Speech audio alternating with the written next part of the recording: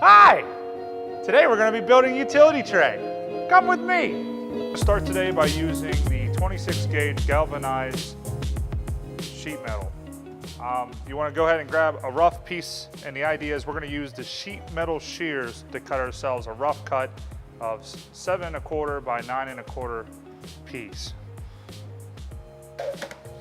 What we're going to do is we are going to use this scale here on the side to cut our piece. Using the edge of our piece, we're going to line it up to 9 1/4. We're going to go ahead and press down on the yellow bar here. Make sure your foot's not underneath of it. We're going to rotate it now and cut it to 7 1/4.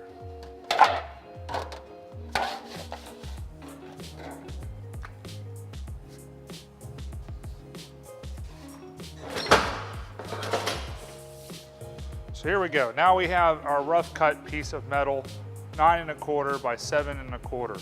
We do not know how square this piece of metal is, therefore we have to square it. To square off this piece of metal, we are going to use the scale and the end of our sheet metal shears to make the square cuts. To start, I'm going to cut my first edge. So this is my 9 1/4 inch side. We want to take a little bit off each edge, so we're going to take about an 1/8 inch off of each edge, and that will get us to our final diameter of 9 by 7.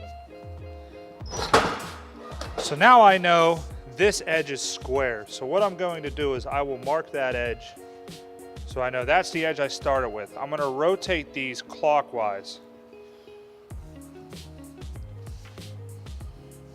Now this one's the 7 1/4. I'm going to take an 1/8 inch off of this side. Rotate it clockwise again. So now I need to get down to my final dimension. So this should finish now at 9 inches. So I'm going to line it right up on the 9 inch mark. Go ahead and cut. And then bring this over to my final 7 inch mark.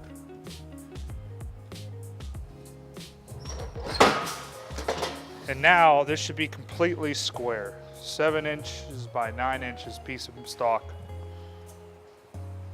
From here, you're going to want to trace on the stretch out drawing that you've already drawn. So we're going to go ahead and do that. At this point, you should have your stretch out drawing on your square stock. What we're going to do is we are now going to remove all of the shaded in areas using our Aviation snips. Make sure that you're using the straight cut Aviation snips. They have the S on them. Also make sure that our tabs are in the correct spot. They should be on the 9 inch sides.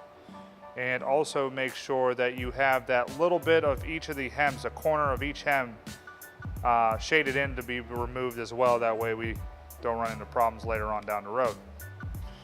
Here we go. Now we're just going to go ahead and cut off our shaded in areas.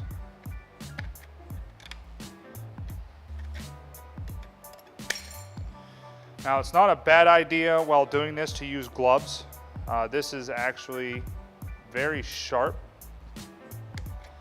and so you want to take extra precautions when cutting. If you do get one of the inside tabs to stick, do not grab it with your fingers. That's a good way to get stitches. Use the Aviation snips, wiggle it, and it will pop right out. So now we're going to go ahead and move over to the bar folder, which is this right here. If you look on the bar folder, there's a couple things going on. Number one, you got to make sure these are guards on it. We got to make sure that that one and this one is out of the way, so that way we can make our full hem. We're going to use the bar folder to make our 1/4 inch hem all the way around our utility tray. Over here is a gauge stop. If you look, I can move this, and this will move how far I'm allowed to push this in there. If you keep it at 1/4 inch, see the peak there is lined up at the 1/4 inch scale. If you keep that right there, you'll be able to have a nice 1/4 inch hem all the way around. Should be nice and even. So what we're going to do is we're going to go ahead, hold it in there like so. Make sure that this is nice and flat. Make sure it's not cockeyed in there, nice and flat. And we're going to take our time, making sure it's nice and flat. And we're just going to go ahead and bend this all the way over like so. Push down, release. And then we're going to place this on this lip like so and smash down that quarter hem. And what that does is that keeps this from being sharp. As you can notice, I can run my fingers across here. It does not cut. Whereas if this end, if I were to run my fingers across, I would have a nice cut on my hand. So it keeps it protected. But we're going to do that around all the ends.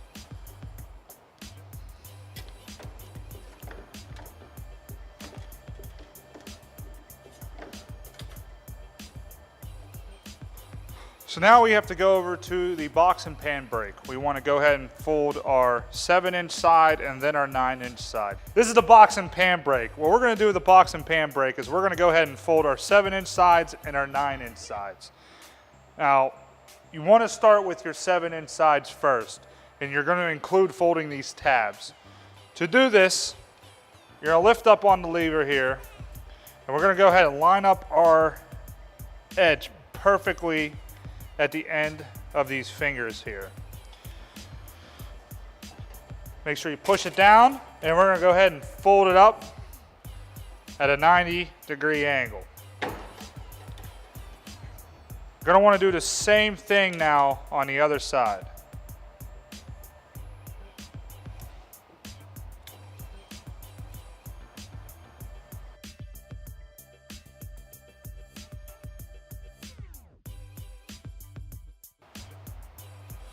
What I like to do now is I like to bend out these a little bit. That way when we fold our 9-inch side, our tabs are going to go inside these sides here. To do this, and if you measured accurately, these just fit right inside of this finger perfectly.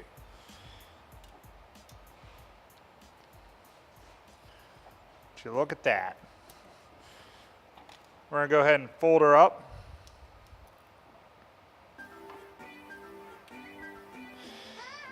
Now at times when you fold this up, you're going to notice that your tabs might get in the way of your edge of your box.